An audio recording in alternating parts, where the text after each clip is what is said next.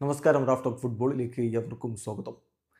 MLS ഇന്ന് പുലർച്ചെ നടന്ന മത്സരത്തിൽ ടൊറൻറ്റോയോട് ഇന്റർ മയാമി സമനിലയിൽ പിരിഞ്ഞു 1-1 സമനില. ആ കളിയിൽ ലിയോ മെസ്സി ഗോളടിച്ചു. മെസ്സിയുടെ ഗോളടി വേളം 2025 തുടരുന്ന കാഴ്ചയാണ് നമ്മൾ കാണുന്നത്. അതോടൊപ്പം റെക്കോർഡുകളും പിറക്കുന്നു. ഇന്റർ മയാമിയുടെ ഓൾ ടൈം ലീഡിംഗ് ഗോൾ കോൺട്രിബ്യൂട്ടറായിട്ട് ലിയോ മെസ്സി മാറിയിരിക്കുന്നു. 43 ഗോൾ കോൺട്രിബ്യൂഷൻസ് ആണ് ഇന്നത്തെ ഗോളിലൂടെ അദ്ദേഹം എത്തിപ്പിടിച്ചിരിക്കുന്നത്.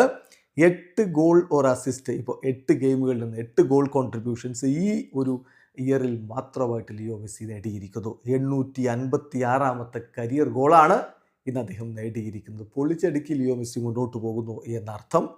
നോക്കുക, 29 റെഗുലർ സീസൺ ഗെയിമുകളിൽ നിന്നാണ് ഈ 44 ഗോൾ കോൺട്രിബ്യൂഷൻ.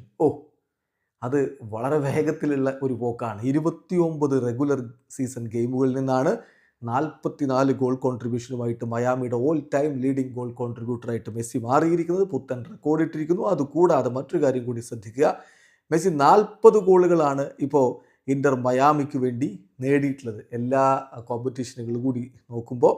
സോ മെസ്സി അവരുടെ ക്ലബിൻ്റെ ടോപ്പ് സ്കോററാണ് എന്ന കാര്യത്തിൽ തർക്കമില്ല. അദ്ദേഹത്തിൻ്റെ ആ നേട്ടം നേരത്തെ അദ്ദേഹം നേടിയതാണ്.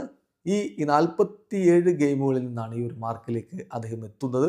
ഇതെല്ലാറ്റിലുമുള്ള എല്ലാ കളികളുടെ കൂടി ഒരു കണക്കാണ് പറയുന്നത്. അതേസമയം ഇൻട്രസ്റ്റിംഗ്ലി ഈ 40 ഗോളുകൾ ബാഴ്സയ്ക്ക് വേണ്ടി അദ്ദേഹം നേടിയത് 102 നിമിഷമായിരുന്നു. എന്തായാലും ഇന്റർ മയാമിക്ക് വേണ്ടി പൊളിച്ചടുക്കി ലിയോ മെസ്സി മുന്നോട്ട് പോകുന്നു. വീഡിയോ അവസാനിക്കുന്നു. ഫുട്ബോൾ ലോകത്തെ കൂടുതൽ വിശേഷങ്ങളുമായി റഫ്ലക്സ്.